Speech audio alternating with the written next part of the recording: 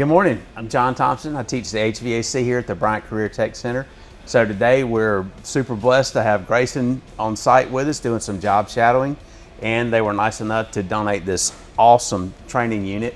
Has a condensing furnace as well as a heat pump. So this is something that our students can really get their hands on. So they learn about the theory. Now we can walk out here, put their hands on it, see how it functions, and see it all operate in a classroom or a lab setting. So the other thing that we're going to work on today is we have a dual fuel heat pump in our classroom that we are also going to attach a fabric duct to it.